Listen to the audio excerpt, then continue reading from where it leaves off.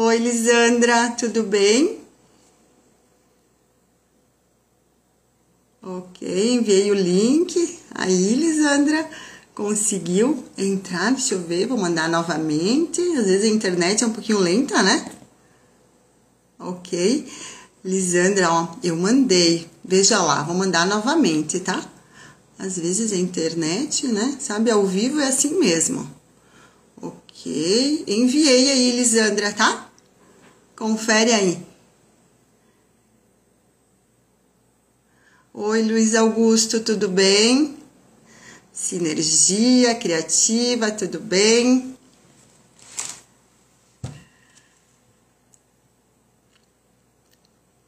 Ok, eu tenho que aceitar. Então, vamos clicar aqui em aceitar. Vamos ver.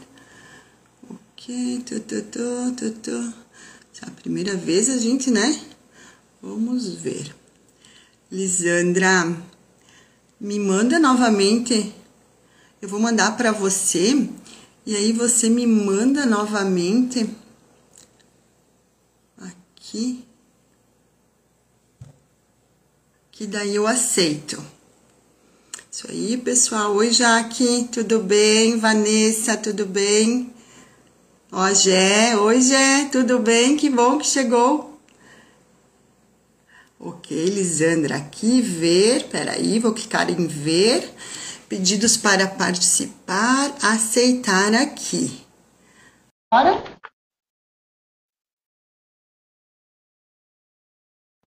Ok, deu certo, né? Agora sim, boa noite. Boa noite, que bom tê-la aqui. Ah, Obrigada pelo convite. Muito obrigada, honrada por poder estar meu aqui Deus. conversando.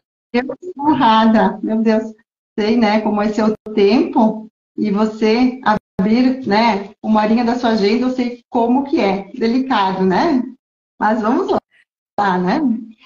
Olha aí o pessoal entrando, olha lá, a Maria, a Cláudia, ó o Clinical, Boa ok, noite, sejam muito bem-vindos para essa reflexão tão importante, né, Eide, nesse momento que a gente está passando aí com as práticas integrativas de saúde. verdade. E eu estava aqui conversando um pouquinho com eles, né, enquanto você entrava aí, né, doutora Lisandra, falando um pouquinho, né, do que é constelação, do que não é, né, que não tem nada a ver com religião, espiritismo, esoterismo, né, que a constelação sistêmica, familiar, né, é um recurso terapêutico e sério, né, e sobre, né, a ciência quântica, depois você vai abordar melhor, muito melhor que eu, né, está estudando essa parte, né, que é uma área de estudo, né, até deixei aqui anotado, que dedica a analisar e descrever o comportamento dos sistemas físicos. Eu amo essa parte.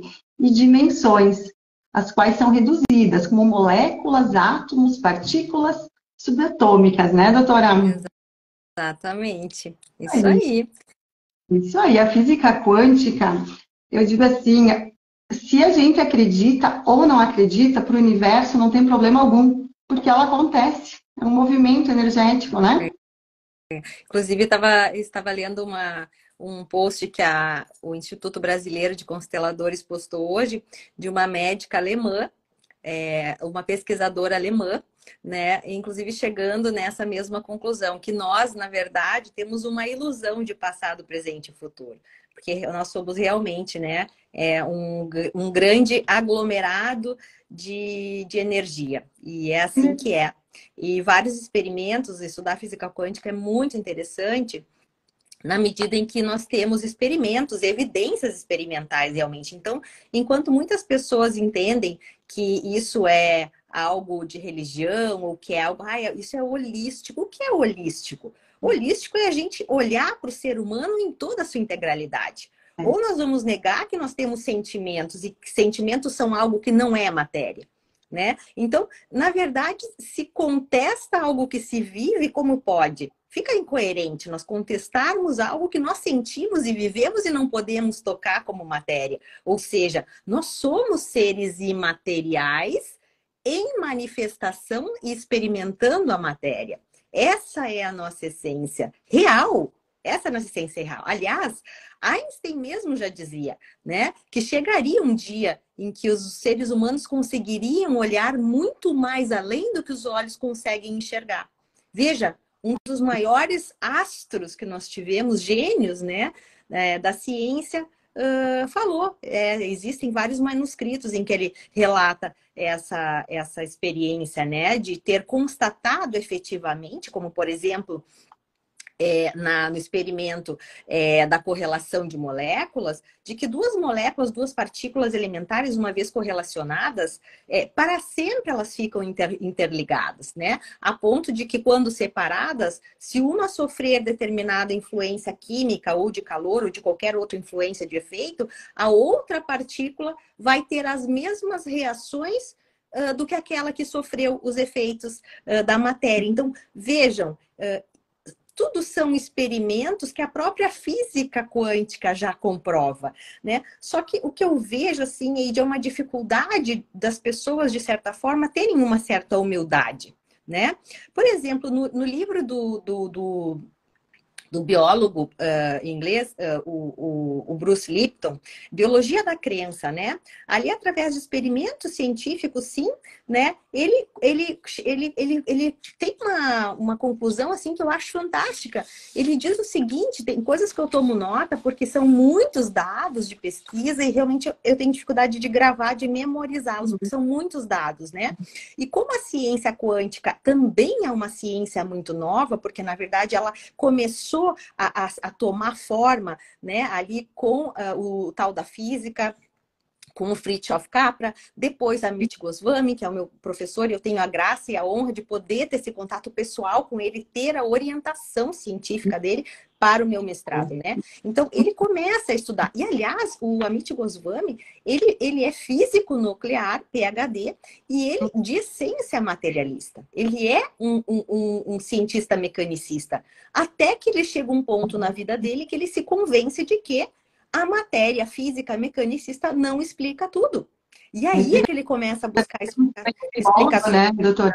O Robert Short também fala bastante sobre isso, né? Mas, antes de nós iniciar esse bate-papo show maravilhoso aí, que o pessoal vai amar, tá? Olha o pessoal entrando aí, a Francia, a Cris, Felipe, a Vera Lúcia. Eu quero lhe apresentar. Daí vamos dar seguimento, né, pessoal? Então, olhem só, pessoal. Hoje nós estamos com uma convidada maravilhosa, que eu amo de paixão, que é a doutora Lisandra Sericato, né? Doutora Lisandra é especialista em direito sistêmico, em resolução de conflitos e mestranda em ciência quântica na Índia. Olha que show, doutora Lisandra! Nos conte um pouquinho, então. Agora vamos abrir essa live, né? Falando, então, sobre, né, a visão sistêmica, a nossa física quântica, e que somos energia, né? Eu costumo dizer, o sol é energia, o vento é energia. Não tem nada... O alimento que a gente come é energia. E se a gente acredita em energia ou não acredita, o sol continuará a brilhar, a lua, à noite vai brilhar, né?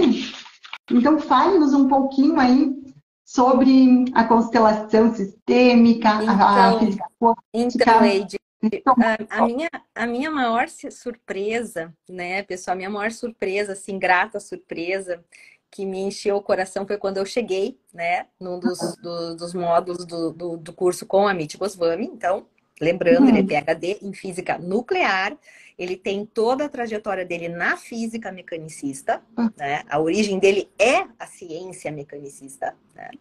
E quando eu chego num dos módulos para estudar ciência quântica, qual é a minha maior surpresa? Qual é a primeira atividade que a gente tem em grupo? Uma atividade sistêmica, uma atividade de constelação. Eu me arrepio agora falando, porque eu não imaginava que nós íamos começar a estudar ciência quântica por meio, né, de uma atividade, de uma vivência sistêmica. Por que o Amit usou a vivência sistêmica para nos ensinar ciência quântica? Isso não é bárbaro, gente? Olha a mente desse gênio, tá? Que ele estudou durante 50 anos da vida dele, ciência mecanicista. E ele abre um curso de alunos em mestrado com uma vivência sistêmica. tal e qual fazemos, usamos na constelação. Por que ele faz isso? O que ele quer nos mostrar com isso? Ele quer nos mostrar que a física comprova, através de equações matemáticas, inclusive uma delas é essa, de Einstein, que eu já falei no início, né? Que as partículas, uma vez correlacionadas, estão para sempre entrelaçadas. Isso a gente chama de hierarquia entrelaçada na ciência quântica, né? Mas ele quer nos mostrar também... As frequências de ondas, né? Estão correlacionadas. Ele quer nos mostrar que o que existe entre nós são princípios quânticos de não localidade e descontinuidade.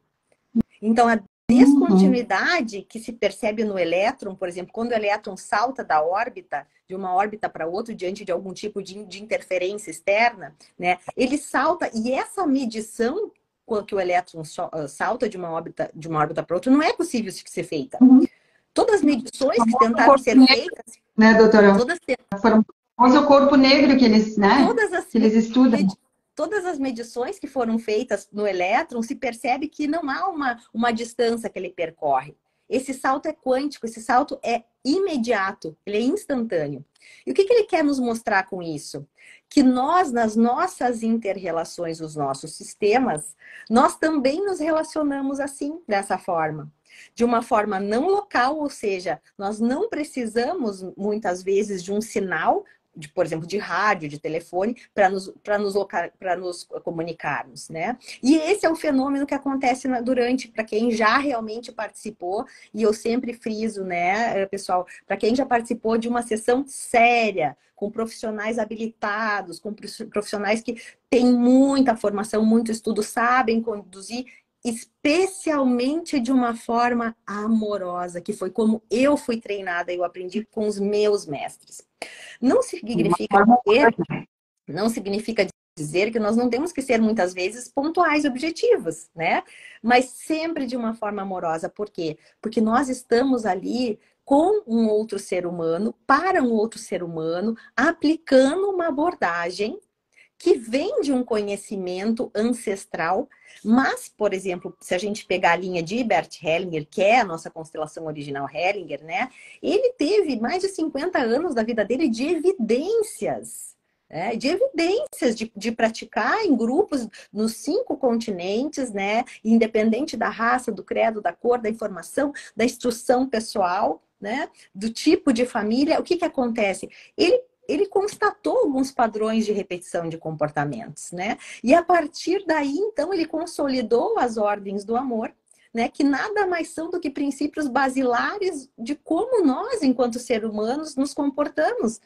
Primeiro, começando no nosso primeiro sistema, que é a nossa família, né? Por que alguns padrões se repetem? E quando a gente vai lá para a ciência quântica, né? Bruce Lipton, por exemplo, no livro dele, afirma que os sinais de energia são 100 vezes mais eficientes e infinitamente rápidos do que os sinais químicos.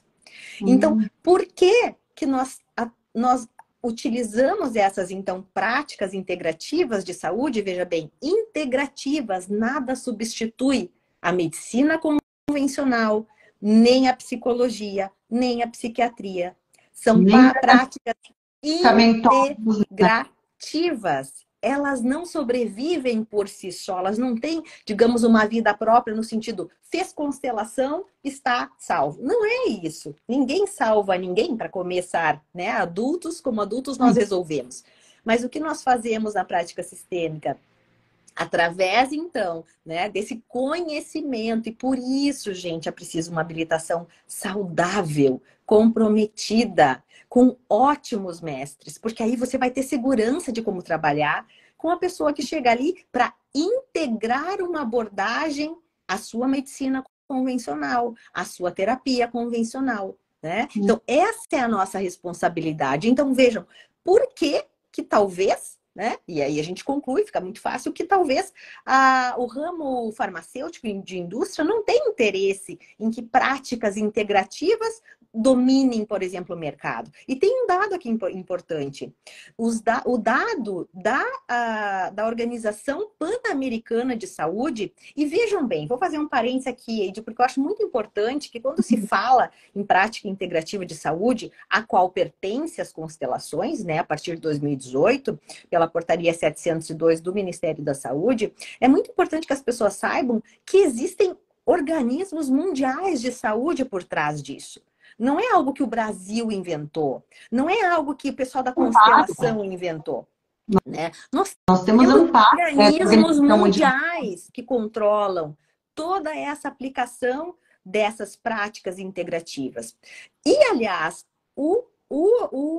a Organização Pan-Americana de Saúde, ela é uma cooperadora da Organização Mundial de Saúde, da OMS. Então, elas trabalham em parceria